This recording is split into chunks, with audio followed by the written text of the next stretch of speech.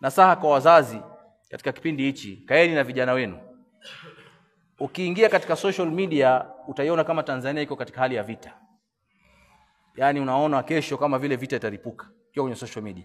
Ukitoka nje hali ya amani na usalama.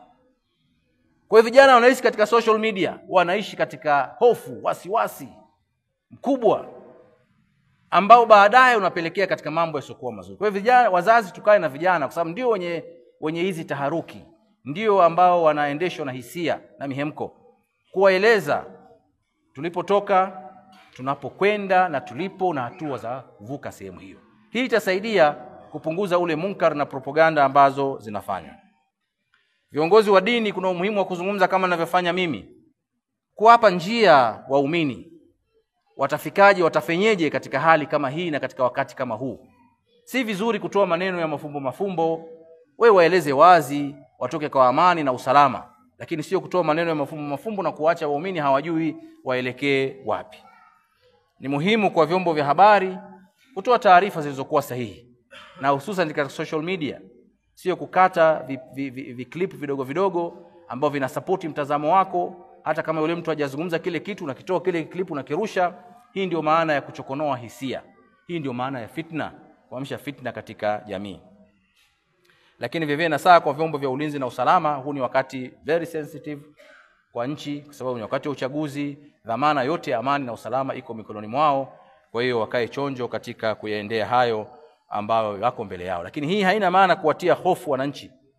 Kabla siku ya uchaguzi, sijui yapite magari ya majeshi, sijui watu wanafanya mazoezi. Watanzania ni watu wa kawaida. Wakishaona vile sasa mimi bora nikae nyumbani kwangu tu. Nisitoke bwana, sitaki matatizo. Kumbe umemtisha kwa ndio kupiga kura haendi tena. Haisaidii. Tufanye kazi kiprofession ili watu wahisi amani, wahisi safe kutoka yeye na familia yake, waende kwenye sehemu za kupigia kura wapige, warudi, lakini sio kuwatisha watu wengi kwa sababu ya watu wachache na hatimaye watu wengi wakaona kwamba nchi yetu haipo katika amani na wakashindwa kwenda kutekeleza haki yao ya kikatiba ya kupiga kura. Barakallahu li wa lakum bil Qur'anil Karim wa nafa'ani wa iyyakum bidhikril hakim. Aqulu qawli hadha wa astaghfirullah li wa lakum fastaghfiruhu wa antum muqinuna bil ijaba. Alhamdulillah wal aqibatu lil muttaqin wa la udwana illa ala adh-dhalimin. Kuzangu Islam, kwa kweli ni khutba ya mwisho kabla ya khutba ya watu kuelekea katika uchaguzi.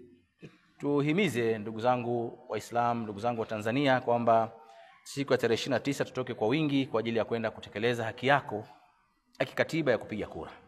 Na upige kura kwa kumchagua yule ambaye unadhania anaweza akasaidia kuleta utulivu, kuleta amani, kuleta maendeleo, anaweza kukuwakilisha wewe vizuri katika kile ambacho unakizungumza. Kwa hiyo jitihadi yako, ghaibu anajua Mwenyezi Mungu na yeye katika nafsi za watu si hatuyajui.